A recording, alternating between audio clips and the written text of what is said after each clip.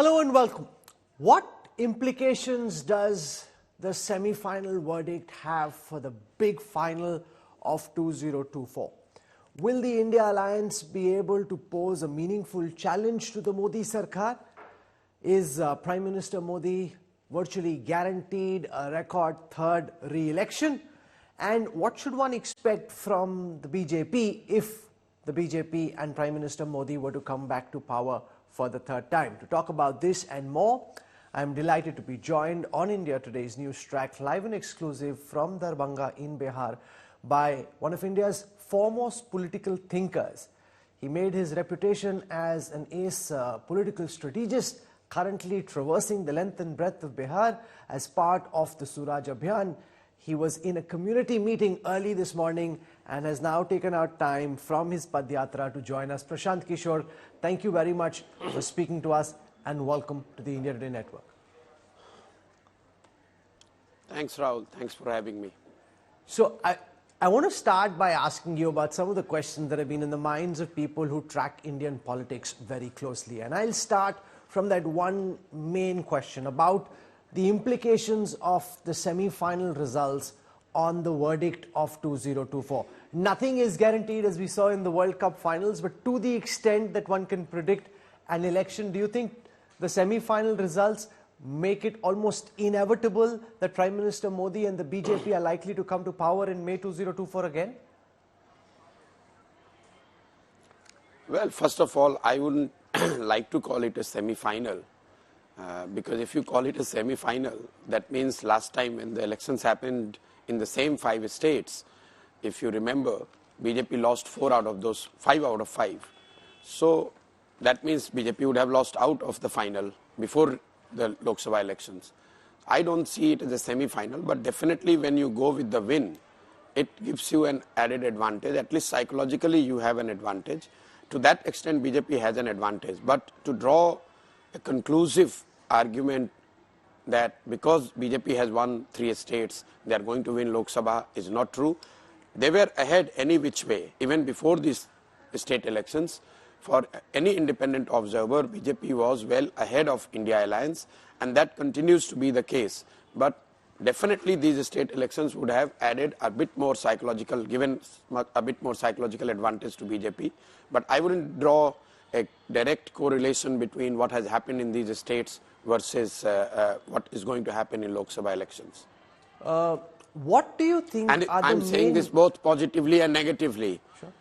What do you because, think? see, it is quite possible that in assembly elections where the vote percentage wise Congress and BJP are looking closer, it could very well be the case that BJP would have an added advantage and the vote share will go up. But it can go the other way around as well. Sure. So we'll look at both probabilities in just a moment. The Congress in particular was quite caught off guard when the results finally came out. They were expecting, Prashant, a better performance, particularly in Chhattisgarh and in Madhya Pradesh. You do your own parallel polling, you have your people all across the country. What's your sense of why Kamal Nath and Bhupesh Baghel were caught off guard by the end results? Because they thought their vote bank is intact, they thought they had a good chance of winning. Some of the BJP's initial internal polls also were showing the Congress in the lead. So when you break down this verdict, where do you think the Congress lost the plot and why? Well, I don't have first-hand experience, but just to make a small correction here, 4 or 5 months before the elections, I was talking to another media channel, and at that time I said on record that to my mind, whatever little understanding I have, BJP is ahead in Madhya Pradesh and Chhattisgarh is going to be a close fight. We shouldn't be surprised if BJP pull it off. The reason being, in Madhya Pradesh, I don't think Congress as a unit was ever in position to fight and win. They may think whatever they might have thought, but they were not in contention. In Rajasthan, it was always clear. Chhattisgarh, a lot of people thought, because incumbents, especially the strong incumbents with strong faces, always gives you this illusion that this person is invincible. We have seen it in case of Telangana, BRS, probably the same was the case in Chhattisgarh. But you have to take note of a couple of things. In Chhattisgarh, Congress was not very strong. Last time they won because of especially this paddy issue on which they catch the imagination, and BJP was caught off guard. But Congress could not repeat the performance in Lok Sabha. If you look at the Lok Sabha election result, which happened after two-thirds majority of Congress in Chhattisgarh, they were literally wiped off. A lot of people said it's a Modi factor, but that might be the case. But reality is in Chhattisgarh, BJP has been quite strong. Secondly, I think Congress has been complacent in Chhattisgarh. They thought that it's just for them to be taking.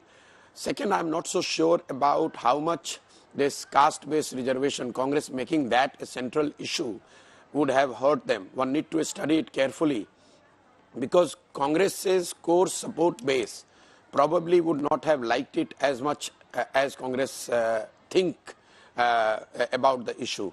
So my sense is, for a regional party, when they talk about caste-based surveys, and versus a national party making it a central ploy, might have backfired them in Hindi heartland. You're saying the Congress wasn't organizationally weak in Madhya Pradesh and therefore it was unlikely that they would win. The same can be said and more about Telangana, where the Congress was a shambles till a few months ago, and their campaign really kicked into life after the Karnataka verdict came out earlier in the year. So if organizational strength is the reason for the defeat of the Congress in Madhya Pradesh, then what explains their victory in Telangana, where their organizational strength was even weaker than what there was in Madhya Pradesh? Because in Telangana, the vote is largely against VRS. So Congress, first of all, Congress again in Telangana was not in shambles. There was an illusion because in Hyderabad municipal election, Congress did very badly. If you look at the assembly results in Hyderabad city, they are wiped off even today. But Congress in Telangana has never been, even in last election, they were in the close contest. They won about 35 seats out of 117. It's just that after the victory with the political and financial muscle power, BRS, at that time it used to be called TRS, they took a lot of Congress, and that made Congress appear weaker than what actually they have been on the ground. Telangana Congress has never been that weak. One need to study it carefully. If you would have studied it, in rural Telangana, parts of Telangana, what used to be original Andhra, Congress was always strong in Telangana side, especially the combination there, the Reddys, the Muslims and Dalit is a very formidable combination that has traditionally voted for Congress in Telangana. This time there was an anti-incumbency against KCR government, and that helped Congress. And also they ran a good campaign that shows that if you put a good face on the ground, you put effort, there is always an opportunity for you. Let's compare that to Madhya Pradesh. Yes. Hear me out. Compare that to Madhya Pradesh, where Congress went with the same old guard, the same tactics, nothing new, no new face, no new approach. You are trying to defeat BJP since last 20-25 years in Madhya Pradesh with the same faces, same narrative, same tactics. That's not going to work. Also, make no mistake, BJP, to my mind, BJP's organization, if I have to rate their organizational might in different states, I would rate Madhya Pradesh in top 2 or top 3 organizations across the country. BJP in Madhya Pradesh, their base is very, very sound, they're very strong, and that must be taken care into account before you talk about possibility of them losing Madhya Pradesh. Last time in assembly election, BJP, Congress could pull it off closely primarily because of the 2 regions, Gwalior-Chambal region, where BJP lost out, and also in Ujjain region. This time BJP went ahead. If you remember, in Madhya Pradesh, they announced their tickets, especially in the weak seats, almost 3-4 months before, which has never been the case with BJP. Or usually they don't announce their candidates that early. So they took their lessons from the last time, which turned out to be a very close fight where Congress had an edge, and made the corrections. Compared to that, Congress continued with the same tactics, same faces, same narrative, and that's why they paid the price. Okay, let's spend a moment, Prashant, on the India Alliance. The 4th meeting of the India Alliance happened in New Delhi this week. In the way that the India Alliance is shaping up, Where do you see this end up in terms of their hope of having one candidate of the opposition versus one candidate of the BJP in at least 400 seats? Do you see it come together, or do you think this will be all talk, a lot of bluster, and very little to show meaningfully in the end? Well, first of all, this one candidate against BJP is, to my mind, it's a theoretical idea. If you see in almost about 300 odd seats, there is already one candidate against BJP.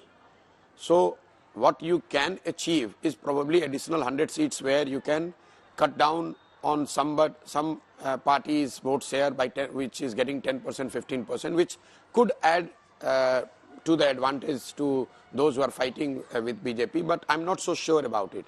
So this whole idea that any alliance would ensure one candidate against BJP is largely a theoretical idea. Because say in Bengal, in Uttar Pradesh, if suppose in Uttar Pradesh Congress fights alone and Sapa fights alone, Congress gets 4-5% vote. That even if you bring them all both together, nobody knows for sure that that vote gets added. And even if it gets added, the margin of BJP victory in Uttar Pradesh is probably more than that. So I don't see, purely from the mathematical point of view, putting one candidate against BJP is a great idea, or it's something that can be the game changer. Practically, it's already happening in 300 seats, like in all Hindi heartland, most of the Hindi heartland, it is Congress which is taking on directly the BJP. So it's already 1-1. In West Bengal, it's TMC which is taking on BJP. It's already 1-1. In Uttar Pradesh, it is Sapa taking on BJP. Last time even BSP was in alliance, so it was already 1-1. So in Maharashtra, this India alliance is already in alliance together. It is going to be 1-1. So purely 1-1 is not going to be the game changer. As far as India alliance is concerned, I don't think this one effort on the part of opposition parties are going to be sufficient enough, at least not what we have seen till date, to defeat BJP. BJP is well ahead, to my mind, as of now. And if India alliance has to do well against BJP, they have to do dramatically something very different, something which probably we have not factored in right now. And also within India alliance, it is primarily the Congress which will be taking on BJP in more than 250 seats. They have to do very well in those 250 seats. If they get the strike rate of 30-40%, then only BJP can be defeated. No, so what unless can be Congress's that game changer? Strike rate against India alliance, I'm telling you, unless Congress's strike rate, forget about India alliance, the end of the day, unless Congress's strike rate vis-a-vis BJP goes above 30%, there is no chance for any alliance against BJP, because it's Congress which is taking on BJP in 250 odd seats. Last time, Congress's strike against BJP, vis-a-vis BJP, is less than 5%. Please take note of this. Whatever MPs Congress has won last time, they have won in Kerala, there was no BJP. They won in Tamil Nadu, they were not fighting BJP. They won in Punjab, there was no BJP. So bulk of the existing Congress MPs have come where Congress was not fighting BJP. So unless game changer is if Congress is able to defeat BJP where they are taking on BJP head on. No, so what could that be? Is a cricketing analogy, it almost seems as if it's Afghanistan versus Australia, and we usually know how that ends. If you were coach and strategist of the Afghanistan team at this moment, do you have a strategy or at least the outline of what you think could be a potential game changer idea which breathes some life into the moribund Congress? No, Congress, the strategy, I don't know, I have nobody to suggest them a strategy. The biggest strategy they need to take on table is they have to first accept that they are moribund. The problem is Congress is never ready to accept that fact. Whenever I have dealt with them 2 years back, now I'm no longer dealing with them, but they simply, so long you continue to refuse and live in denial, you're not going to get better results. The problem is not that there is no better strategy to take on BJP. The problem is Congress doesn't want to accept that they are moribund and they need to do things differently. Exactly what I told you in Madhya Pradesh. BJP, despite all their might, they realized that they made mistake in Madhya Pradesh and they made the amends this time. Congress, despite the fact that they are moribund, they continue with the same strategy, same policy, same narrative, same chat, same approach. So obviously they are not going to get any advantage of it. So if I can give one piece of advice, I would say, please accept that your organization in the large part of Hindi heartland is all but dead. Unless you accept it, you cannot make corrections. That is a very important point, that accept that there is a problem, because the problem is staring you in the face. It keeps coming back to bite you, and yet the Congress at this moment doesn't seem to want to accept that. One of the ideas that's been thrown up this week is the idea of making Mallikarjun Kharge, the current Congress president, the prime ministerial face of the India alliance. Mamata Banerjee and Arvind Kejriwal have both suggested this idea. Do you see there is some traction there in this attempt to try and stitch the Dalits, the Muslims and some other communities together, depending on which party is in alliance where, but basically by projecting Mallikarjun Kharge as the prime ministerial face to take on Prime Minister Modi? Well, Rahul, I'm a believer that if you do something, right or wrong, it would have some impact. Say when India Alliance called themselves India instead of calling themselves UPA, definitely there has been a chatter, there was a buzz, but they stopped there. Similarly, if they announce a face, whether it is Mr. Kharge or somebody else, definitely it will add some more jing to what they are trying to do. But the irony here is that Mr. Kharge's name was proposed by Ms. Mamata Banerjee and Kejriwal. His own party did not necessarily back the idea. Mr. Kharge is the president of Congress. So if it would have proposed by Mamata Banerjee, Arvind Kejriwal and backed solidly by Congress, then it would have got merit to discuss. I do agree that if Mr. Kharge is made a prime ministerial face on the part of India Alliance, it would definitely add some, it would give some advantage to India Alliance because he is a tall leader, senior leader. How much, that I don't know, because he is from South India. And largely the battle with BJP is in North and the Hindi heartland. But definitely, rather than having no face, if you would have a face, it would have an advantage. No, but can you try and quantify this? If you were strategizing this decision, what would be the vote share gain that you potentially attribute to the decision, if it's taken, of appointing Mallikarjun Kharge as the prime ministerial face of the India Alliance? Well, any decision, if you appear to be tentative or unsure in taking that decision, it is not going to give you the result. What I'm trying to tell you, that when they form the alliance, they have not been decisive. They are still struggling with the seats, narrative faces. When they are announcing the name, then there was only one moment then where they all appeared united, which was that was on renaming UPA to India, and that gave them the advantage. All over India, people are talking about the alliance being called India. But after that, they have been tentative on every strategic move, be it narrative, be it a common minimum program, be it seat sharing, be it the face. If Mr. Kharge or anybody else for that matter, who do you think is best suited to be the prime ministerial face, Prashant? Who do you think is best suited to be the PM? Hear me out. No, I'm not here to do that. I am making a strategic comment here. Whoever you want to present as a face, it is important that you are decisive about that decision.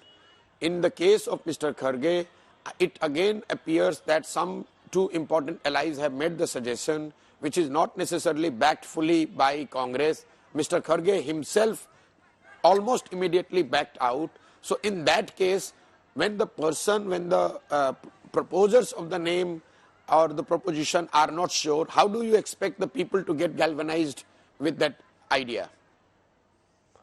One of the big themes of conversation post the results has been the supposed North-South divide. I interviewed the Home Minister Amit Shah, and he very strongly countered the idea of a North-South divide in this election. Do you, from your lens, see a North-South divide where the BJP isn't doing as well in the South? Or do you think this is just a very slippery slope that the opposition should not actually be going down?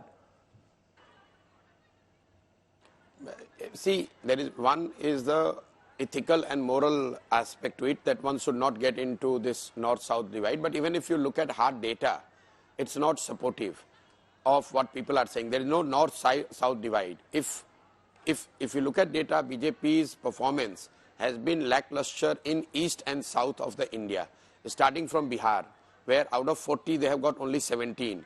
In Bengal, out of 42 they have got only 18. In Orissa, in Telangana, in Andhra, in Tamil Nadu, in Kerala. This is the zone, roughly about 220 odd Lok Sabha seats, where BJP has been less than 50 seats. And this has not emerged today. This was the case in 2014. This has been the case in 2019 as well. And I do not see it dramatically changing in 2024. The problem is not these 220 seats. BJP, whatever they get in these 220 seats, they are working hard to increase their number in these 220. But at the same time, the remaining 300 odd seats, that is where the problem lies for opposition. In those 300 seats, BJP is having more than 90% seats. So unless you defeat BJP in West and North, you can talk as much as you want to talk, it's not going to work. If only today, Congress or their allies are able to defeat BJP in 100 odd seats in North and West, not in Kerala, not in Telangana. If they are able to defeat them in 100 odd seats, that is 30% of the North and West number of seats, then these 200 seats where BJP is not doing well will come into play. Right now, if somebody has won Andhra or somebody has won Tamil Nadu, in absence of 100 seats coming from North and West, that they become literally redundant. They are not the force that they could have been if somebody would have won in North and West. So if you want to defeat BJP, formula is simple. Put all your energy, effort in North and West, where you defeat them in at least 1/3 of the seats. Then this East and South will come into play. Otherwise, you can keep talking theoretically whatever you want to talk. It's not going to work. The other big debate has been around delimitation. And the Home Minister in that interview that I was referring to said that they won't let delimitation impact the electoral strength of the southern states. So while the overall number of Lok Sabha seats will go up, they'll ensure that the interests of the southern states are maintained, which I presume will mean that the percentage of seats from each state will roughly stay the same, even as the overall strength of the Lok Sabha goes up. Do you see delimitation in the next term of the Modi Sarkar, if there is one, being a major hot button issue, or do you think a way can be found to deal with this? No, I think it's a commonsensical thing to punish southern states because they have done well on population control would be unfair to those states. And also politically, if BJP wants to expand in East and South, I don't think they are politically naive to antagonize people there by changing the proportion of the seats. So my not informed, but my guess is that proportion of the seats coming from each state would be maintained. However, because of the rise in population, number of seats will go up. But I do not see the proportion of seats coming from each state changing dramatically. That would not be right thing to do. And I don't think any political formation, be it BJP or Congress, would be able to do that.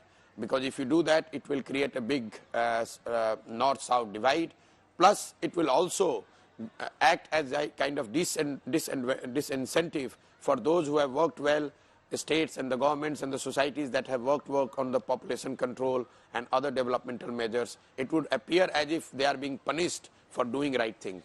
Let's spend some moment on the key political personalities. Rahul Gandhi is planning a East to West Bharat Jodo Yatra Part 2. Do you think his first Yatra bolstered his political fortunes to some extent? To what extent? Because you work with the man, you understand how his mind works. And now if he does this East to West Yatra, do you think he's being able to overcome the Pappu image, or do you think the brand is so damaged that it's very difficult to revive meaningfully, especially when the comparison is with somebody as formidable as Modi? See, it has got nothing to do with how formidable Mr. Modi is. Globally, if you look in democracy, those who fight elections or those who are in public domain, there is a kind of life to any brand or any leader. If you are defeated once, twice, thrice, you cannot go on trying and hope that somebody, all of a sudden people will realize that, oh, you are the one who are going to change their fortunes. So to that extent, I do not see Rahul Gandhi being able to completely change and become the new messiah in the eyes of the people of this country. However, having said so, if he has made an effort like walking from Kanyakumari to Kashmir, definitely it would help him personally and otherwise, where people would have seen that at least he has made an effort. But as you have seen in the election results as well, the walking itself on its own would not result into better election results. If that would have been the case, then Congress would have won Rajasthan, Madhya Pradesh and Chhattisgarh, at least one or two of them, because he walked more number of days in these states than he would have walked, say, in Telangana. But you can walk, you can work with the public, it will always help. There's no two way about it. But whether it will result into electoral gain or not, for that you need to have lot other factors going in for you. You need the organization, you need the second rung leadership, you need the resources, you need the chatter, you need the narrative, you need to connect with the people, for people to translate, for your support to translate into vote, which to my mind I do not see for Congress anywhere. For example, he walked. Last 2 years almost, I've been living in villages of Bihar. I do not see any change in the perception of people vis-a-vis Rahul Gandhi or Congress in Bihar, or for that matter UP. So unless you have a supportive organizational strength and the narrative to go hand in hand with your personal effort, be it a walk or a Rath Yatra or any public contact, it's not going to give you electoral dividend. Let's come now to Prime Minister Modi, who despite being in power for 9.5 years has the highest approval ratings of any leader globally. You look at that Morning Consult tracker, it almost seems as if Prime Minister Modi is in his own zone and everybody else is playing a different kind of game, including someone like Joe Biden, who has been in power for just for about 4 years. So what explains his abiding popularity? Do you think this stays till the time Prime Minister Modi is around, or do you think it's almost impossible to say for sure and this could potentially change as well? Rahul, I watched a program where you presented the same data to some panelists there, and some of the psephologists in your show say this shows this, that. It shows nothing. If you are a powerful leader of a big democratic setup as big as India, definitely you would have the approval rating, part of it reflected in the global surveys as well. But I wouldn't draw any meaningful conclusion that how much his rating is outside India. If you remember, just for your viewers to recall, Mikhail Gorbachev was given a Nobel Prize, and the same year he was thrown out of the USSR at that time. As the country was disintegrating, he was the global leader. He was appearing as the global leader, messenger of peace and somebody who can change the world order. And he was thrown out in USSR. And I think Mr. Modi would know it better than anybody else, all of us, that these global ratings means nothing. His ratings in India is something which you should take note of. Yes, he has been popular, but it has got to do with both. One, he has been popular. Second, he has not had the challenger who can put a counter narrative, or who can put the effort, who appears to be putting the effort to challenge Mr. Modi. I'm sure if you get somebody else who puts 5 years, the same Modi with the same strength, same strategy, would have a much lower rating than what he has today. A lot of people, I can tell you with my experience, in 2014 when people went to vote for Mr. Modi, a lot of people thought and really believed that this is the man who is going to change India fundamentally, and he is going to transform everything what Indians are suffering from. In 2019, a lot of those people again went and voted for Mr. Modi, but their chatter was, okay, he's trying, at least he's making an effort, he's a hard-working guy, his intent is right, let him give him another 5 years. When this time people will go and vote, what I sense is people are saying, okay, yes, he has not done dramatically very different things, he has not changed everything, but at least he is better than the others. Who is there who is better than him? So the data and perception is already tilting. It's just that you are not noticing because there is no formidable challenge to him. But there is one data point I want to highlight just to buttress the same point what I have just said. In 2014, if Mr. Modi would have given a call, even in local panchayat elections, people voted on the call of Mr. Modi, the local bodies election, the Vidhan Sabha elections, and that is reflected in, but now I don't think he has got that kind of charisma. It is reflected in the vote, the data, because you're talking about data between 2014 to 2019. In all assembly elections put together, BJP's underperformance was close to 3 percentage point, meaning whatever they got in the Lok Sabha, in Vidhan Sabha they got 3 percentage point lower. But between 2014 to 19, their underperformance is now high single digit. In many states, the BJP vote share in Lok Sabha versus Vidhan Sabha, their difference is 10-12 percentage point. That is showing that while people are still voting for Mr. Modi, they are not taking his word or his appeal to voters to vote for a political party or a leader as the gospel truth and as something which they want to follow blindly. So his brand and his capability to take vote is already coming down. Data, the beauty is you want to interpret it the way you want to interpret, you can always put it that way. But I see his popularity going down. He is no longer as formidable as he was in 2014. But yes, I still say he is still at the pole position. He still has the lead, primarily because there is no significant anger against him. There is a fatigue, but there is no anger. And more importantly, there is no challenger who is capturing the imagination of people by and large across Hindi heartland. Now, one of the questions which everybody ponders over but nobody knows for sure is what happens when Prime Minister Modi hits the age of 75. He's often said that once you hit the age of 75, you should retire. However, if he does win his third term, he'd be midway through his third term, and there are conspiracy galore, theories galore in the BJP RSS circles of whether he'll give up what he's doing, head off to Kedarnath or some such place, or whether he'll stay on because he's been voted to power and continue till the end of his term at least. No one knows for sure, but I want to know what you think. Well, Rahul, you knows it, I know it, the whole India knows it. He's going nowhere. If he wins, he continues to be the Prime Minister. No rules applies to him, not of this kind of rules. So this is like just a, a living room chatter. Sometimes people entertain themselves with this kind of fancy ideas. I do not see Mr. Modi leaving the chair so long he is voted by the people of India. Okay. Be it 75 or 80. How do you see the issue of a post-Modi succession? There's a lot of chatter. You spoke about drawing room conversations, etc. How do you see that potentially play out?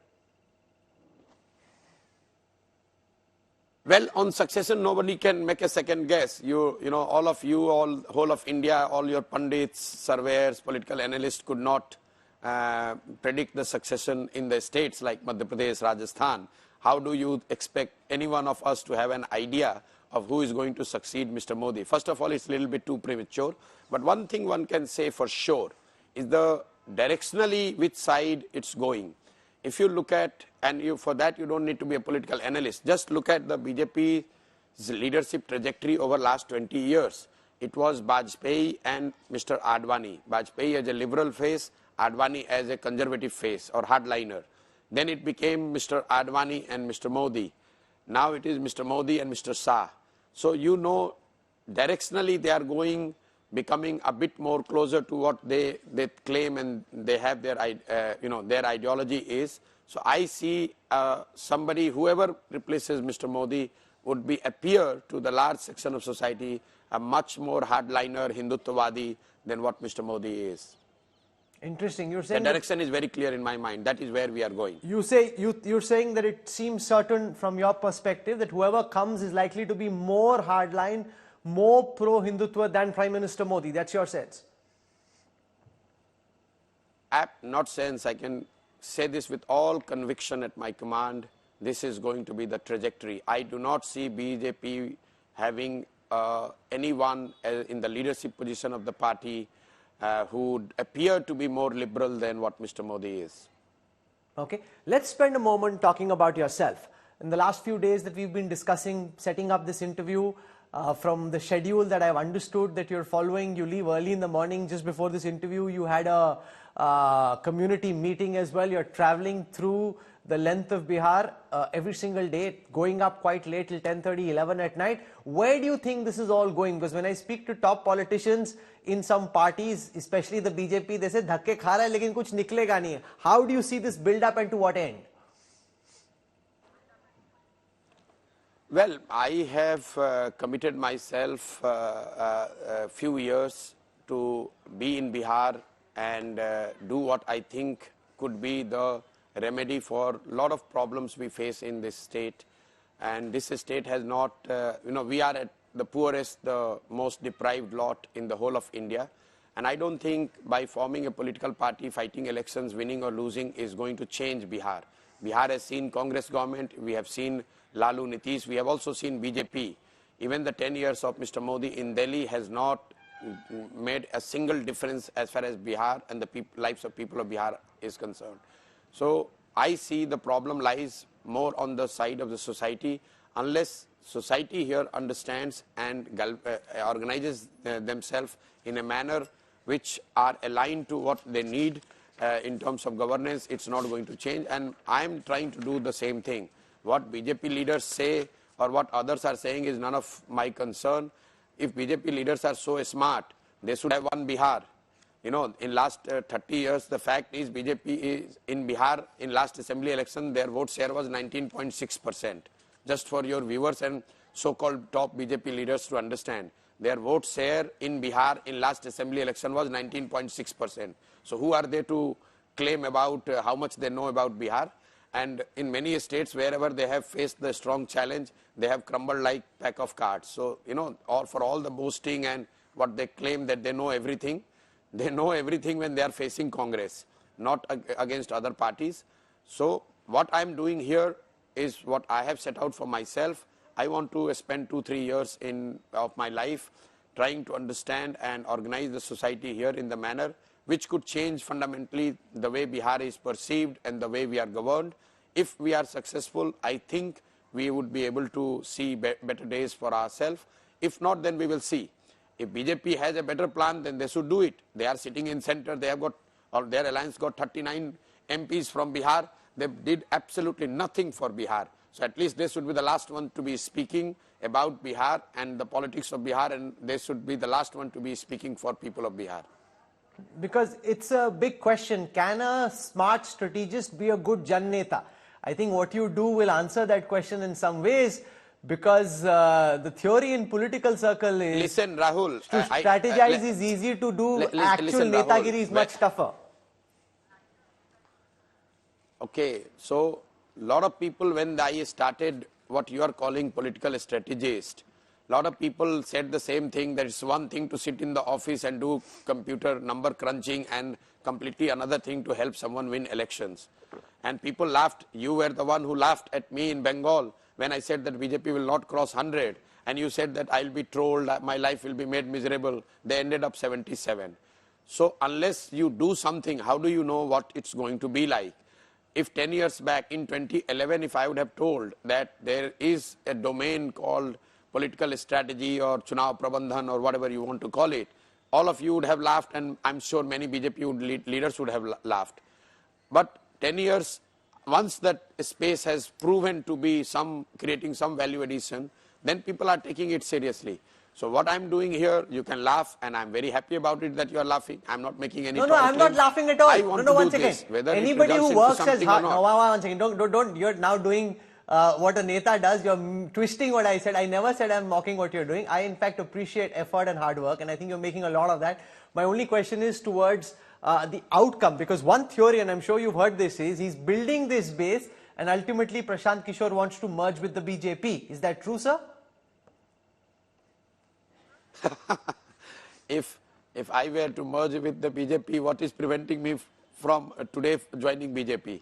I am the one who have fought BJP. I have helped all the political parties to fight BJP. So, and as far as, let's stick to what Bihar could look like.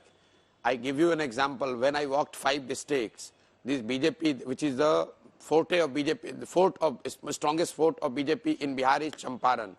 There was a by-election, MLC by-election, and BJP was reduced to 400 votes, and a candidate supported by me, an independent Muslim guy, he has won with 4,000 votes. So all these leaders, and in that region, in 5 districts where I walked and we put this independent candidate, I'm not trying to say that this result is the reflection of the broad sentiment in Bihar, but what I'm trying to tell that from those 5 districts, there are 5 BJP MPs. Put together, they could not help win one MLC. Their candidate got 450 votes. All they got was 450 votes. And an independent candidate supported by Jan Suraj won with 4,000 votes. So at least, in India, no matter, I'm not saying that you are mocking, the BJP leaders or whoever are mocking or trying to make light of what we are doing, that they are well within their right to do that. But at least no one would say that I don't understand politics. Whether I'm able to make sense of it or not, that's a different story. But don't at least give me at least that much that I understand a little bit of politics more than most of the BJP leaders. Even their leaders would, in time of crisis, would like to hear what I'm trying to say. The Kailash Vijayvargiya, who was the General Secretary of BJP in Bengal, he thought that he is winning 200 seats. Mr. Amit Shah thought that he is winning 200 seats when they were reduced to 77. And in the same Bihar, I must remind you, it's not only Bengal. The same people in 2015 made the similar claims. And we won with the Mahagathbandhan with almost 190 seats. BJP was reduced to 55. So BJP is not all-knowing, all invincible. Yes, at times when they are fighting with Congress, because Congress is weak, Congress is not able to take them on, they pretend as if they know everything and they are invincible. Let them fight the election in Bihar. When we will form the party here in 1 year time, let them fight and defeat, and then we will talk. You think you can win the next Bihar assembly elections? People of Bihar will win, and BJP will find it very difficult to digest the result of 2025 assembly election in Bihar. BJP will find it very difficult to digest. Take my word and write it down. Talk to me once the assembly election happens in 2025. We'll save this. It will be epic if you can do it. You save it. You save it. It's not about epic. The people of Bihar are so frustrated. Every BJP MP, but for the name of Mr. Modi, but for the fact that there is no alternative, each 17 out of 17 MPs in Bihar, I can bet 10 or more of them will lose elections. It's just the Modi factor. It's just that people are not, at any cost, they don't want to vote back Lalu Yadav. They don't see any alternative at India level, and that's why they, at the end, under compulsion, they vote for BJP. BJP must not take that as a kind of support for them. I'm again repeating, BJP vote share in assembly in 2020 was 19.6%. So please ask the BJP leaders, they would not even know what is the vote share they got in assembly elections last time. And this is after ruling India 8 years. This is despite Modi, despite Amit Shah, despite Sangh, despite Hindutva, and despite Mr. Adityanath doing what he's doing in Uttar Pradesh. All that things put together, BJP got less than 20% vote in Bihar. So please, for God's sake, do not start propagating as if BJP is the force in Bihar, at least not in the state politics, in the context of state politics. Are you open to the idea of working with the Congress again, or is there a chapter you've now closed? Well, Congress is fighting elections this time under the leadership of Mr. Kharge and Rahul Gandhi, effectively Mr. Rahul Gandhi, and they have decided a path for themselves. After Lok Sabha, what happens, we don't know. Ideologically, I am more aligned to them than anybody else. That much I can tell you.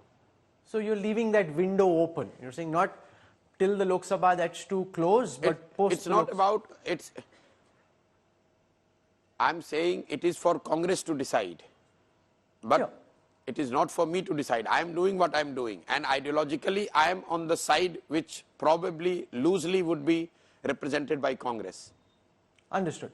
It's interesting you spoke about you unleashing this whole cottage industry of campaign managers, and you were the original rock star, Prashant. The one who, in very difficult odds, won Nitish Kumar Bihar 2015, helped Captain Amrinder Singh in 2017, and Mamata Banerjee in a very tricky and tough re-election helped Jagan Reddy. So you built your status there. Now there is a second campaign manager who also seems to be earning some stardom around him, Sunil Khonagulu. And the interesting thing is, you guys go back a long way. Sunil and you were part of Chief Minister Modi's campaign in 2013-14 when he was aiming to be Prime Minister. So what do you think of your style versus Sunil? He helped the Congress win a famous victory in Telangana recently, before that in Karnataka. Are we seeing now two master strategists emerge, two masters of the craft? No. First of all, I'm not a master strategist or anything. I have quit the space, and a lot of people, including Sunil and others, they have all worked with me, and I have great respect for them. And even when I was working with them, I used to say, and I have no hesitation in repeating it on camera, that many of those guys are far better than what I was, and they will do much better than what I have done.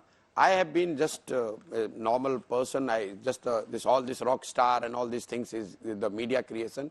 Many of those guys, almost like 20,000 youngsters who have worked with me, they have now doing what they think is right for their life, and many of them would, of course, get the success.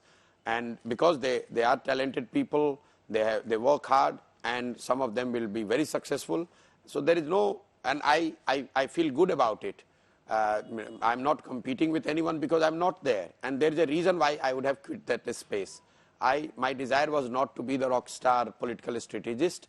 I did what I did. I have quit that space. I'm doing what I'm doing right now, and I wish all my colleagues, ex-colleagues who are doing in different formations, in most of elections you would see now both sides, the incumbent and challenger are both helped by my colleagues, ex-colleagues. So for that matter, I am going to be, happy with success or loss any which way. But I have no hesitation in.